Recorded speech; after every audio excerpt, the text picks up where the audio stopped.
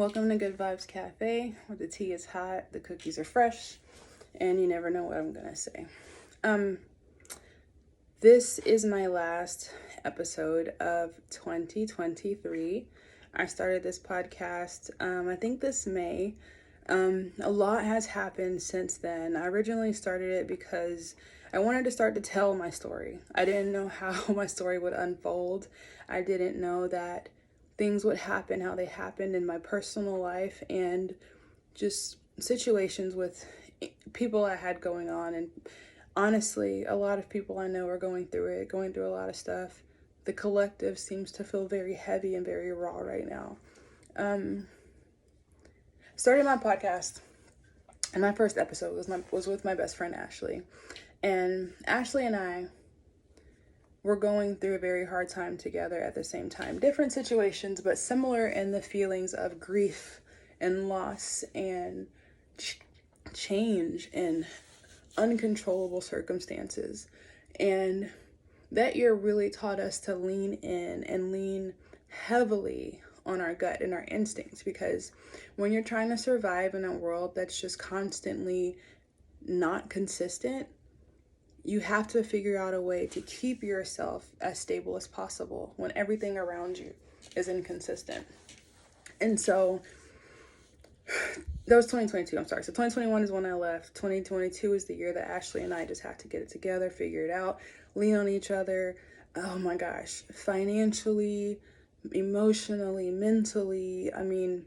You always need some kind of person to help you, right? And also, I had an incredible support system. Not many people have the availability to help like they want to. If the people you loved could help the way they needed to, they absolutely would, but they have to work. They have families, and I always understood that. I had those core people who I know I could call anytime, who would help me through anything. And then there was people outside of that I knew that could help me if I needed to. So leaving my ex was very traumatic, and I think unless you've been cheated on, or you've gone through a divorce, or you've had to leave somebody, you don't know how traumatic that is, right?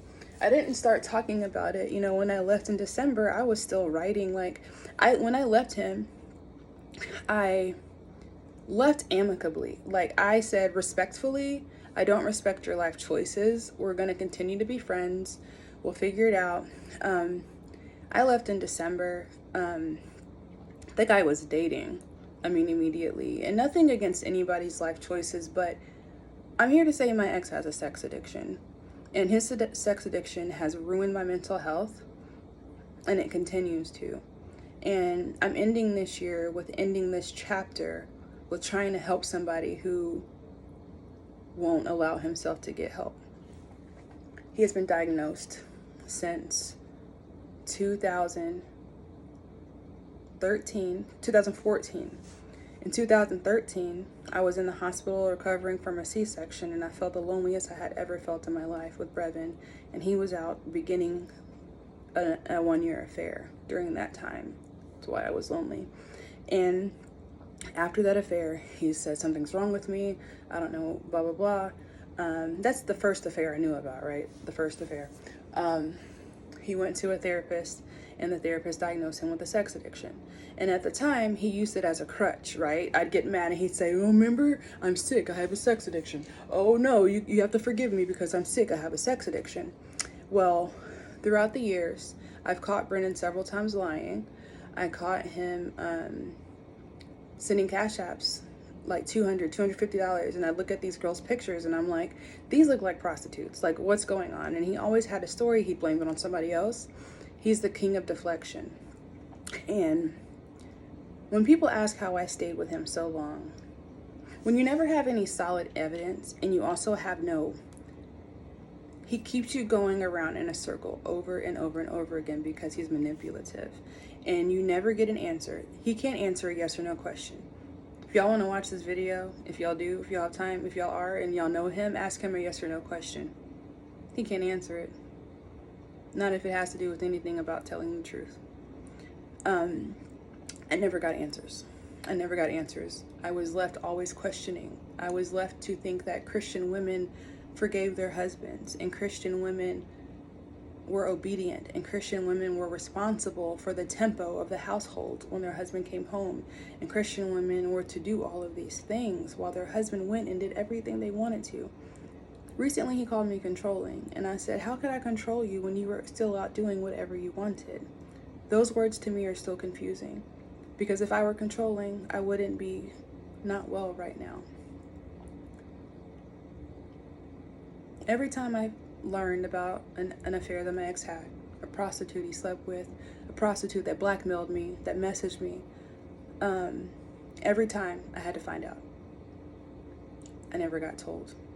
Every situation, every girl, Shaylin, Trishelle, Jasmine, Tanisha, there's always a girl. And I was never given the opportunity to be told and to be told the full story. So the reason I stayed for so long is because I never got the truth. He lied so much.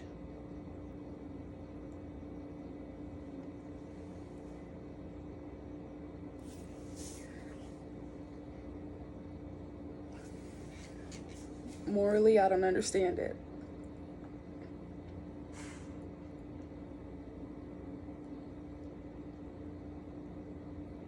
He lies.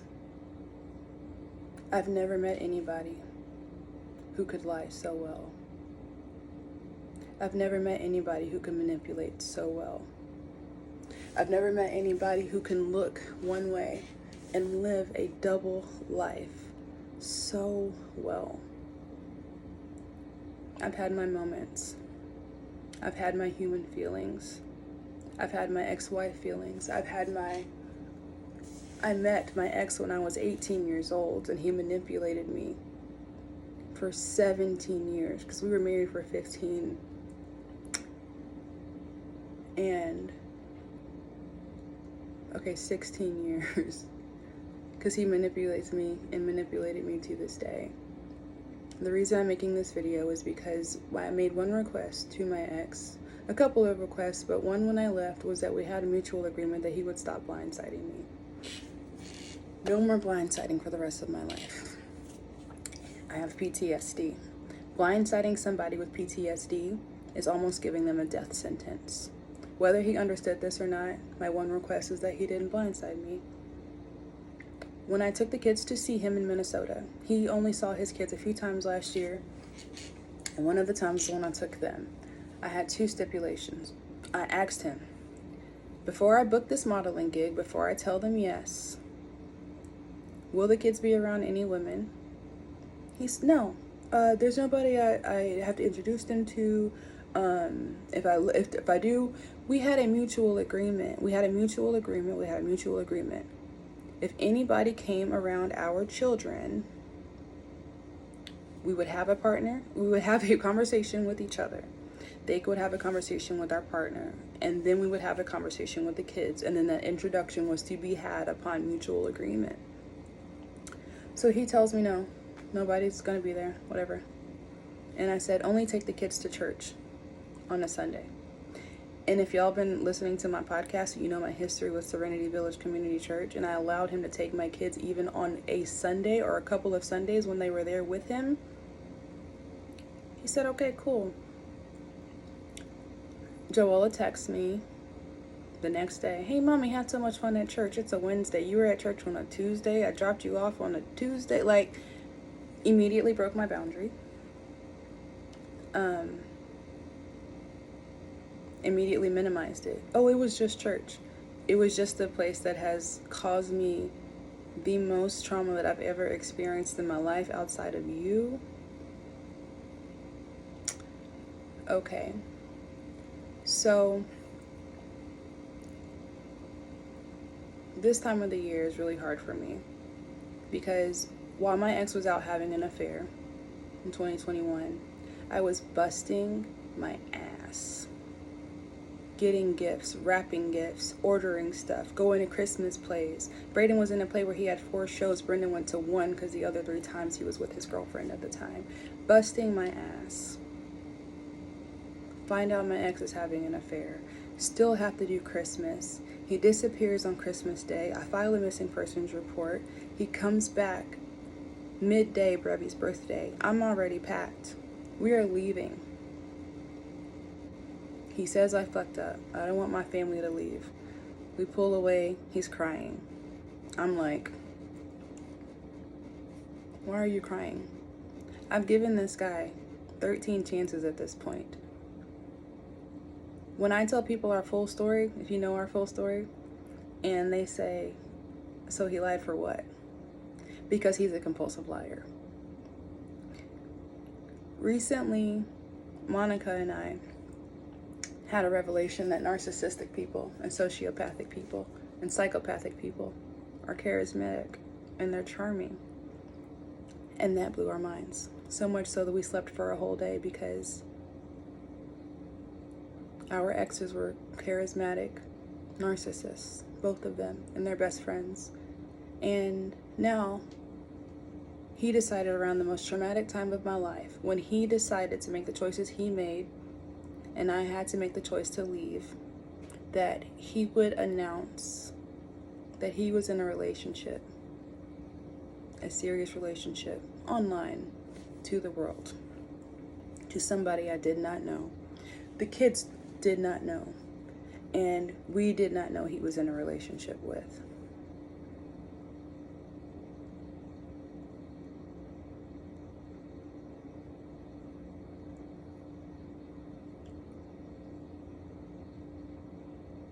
Immediately he says, well, she did it, my girlfriend did it.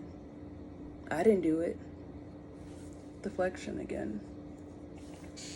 Brendan, when the kids were up there, since she goes to the church, did she meet the kids? I mean, at that point, we weren't like established. We weren't boyfriend and girlfriend technically. We hadn't. So is there any boundary of mine that you will follow? I asked you to not cheat on me. I asked you to not lie to me. I asked you to stick up for me when it came to the church. You let them gaslight me. Serenity Village has gaslighted me into non-existence. They've literally replaced me with my ex's girlfriend, which I never wanted to be there. I love that for her. And girl, if you're gonna take a photo shoot, could it not be a bundle of banks minus the kids? This is all the trash I'm gonna talk, because I'm done with this after this. I'm letting you guys know from here on out, I tried up until the very last second to be a healthy co-parent with my ex-husband. And he sent me some screenshots confirming the dates of the children, and also that he'd be late on child support. And he had saved my name, and my picture was a clown. This is the last thing I will ever say.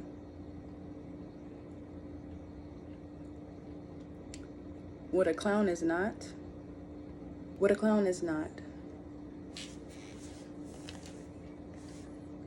is somebody who gave you 15 years of forgiveness.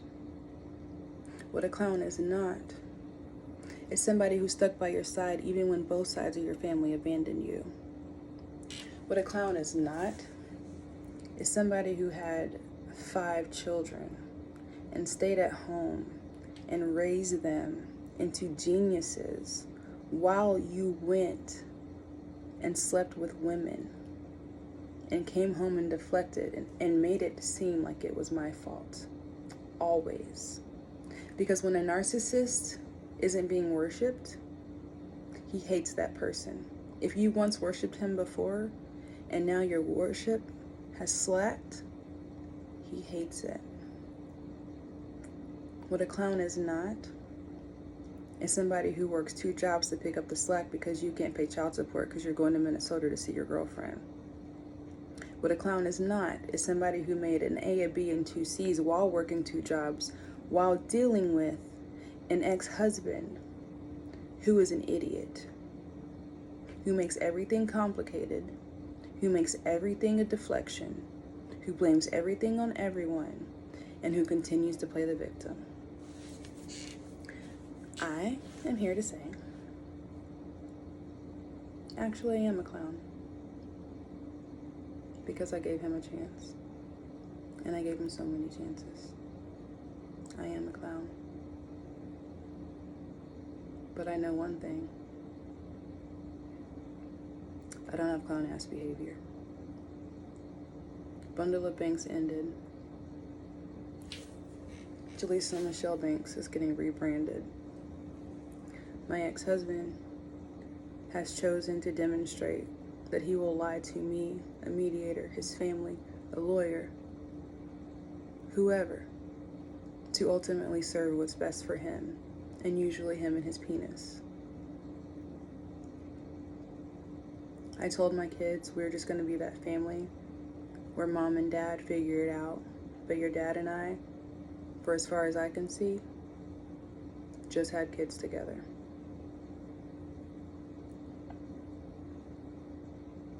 I'm making this video because, like I told my kids, I had been speaking about my truth, had been telling my story, because we had so many people who believed in us, who loved our family brand, who loved everything we had going on. And I felt like people deserved an explanation, and that still kind of is what this is. I tried to healthily co-parent with him up until I saw that he had me saved as a clown. We were mediating. We were talking. Like, we were, pick the kids up. Thank you. Braden's handsome. Come look. He came to my job to watch Braden sing. And he has me saved as a clown, and the whole time pretending that he's trying to be healthy co-parenting with me. And his girlfriend already hates me because she's attached to the church. And Megan, I see you. Marcel, I see you. All you people that decided to instantly take Brendan's side, still not knowing the full story, because probably no one but my partner ever will. I appreciate it. All of you people, Brendan especially, taught me how to love the fuck out of myself. I am incredible. I am smart. I am funny. I am athletic. I am strong. I can write my ass off. I can do so much that my ex discredited me for. I want to call him what he called me, but there's not a name for what he is. He is what he chooses to be at the time he wants to be it. I am who I've always been, but I'm not yet who I will be. And I am continuing to work towards navigating being a human. I may have had a little Britney moment. When I say I understand Angela Bassett's anger, a clown. If I know one thing, is that karma has cosmic reactions, and I'm done, because at this point, I'll let God deal with you. Thank you guys for following. I appreciate the love all this year, the launch of everything. My stats have never been better. Like, my stats are off the chain. I really do appreciate the support for the people that choose to see and feel and hear me. I may continue my story one day, but I have to take a huge break because I really was trying, and I'm closing that chapter of my life to try to make things work with the father of my kids. I'm going to continue to have a healthy, loving relationship with my partner, who looked at my ex in the eyes when all my ex wanted to do was control the situation and say, well, your boyfriend doesn't look at me in the eyes. And he looked at him in the eyes and he said, listen, I apologize if you feel like I don't. This has been a transition for me, as it has been for you and for her going through a divorce. I have been raising 5 kids, but I'm a ride with her, always. I love those kids. I would never ever hurt those kids, and I love and support her. I wasn't looking for love. I was looking for safety. And in the midst of everything, I'm very glad that I found a partner that can love and support me through everything, guys, everything. He encourages me. He keeps my brain clear. There's so many things I couldn't even ever begin to speak on. But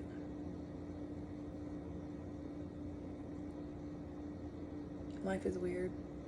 Whoever thought Bundle of Banks, like, it's literally insane. I think about it all the time. Like, it seems like another lifetime, but I've been trying to keep it real for as long as I've had a brand. I'm gonna do some writing. I may share it, I may not, but it is what it is. You can take whoever's story for however you need to. You can listen, you can not. You can You can do what you want, but I will always tell the truth. I will always share my story, and I will always be pitching.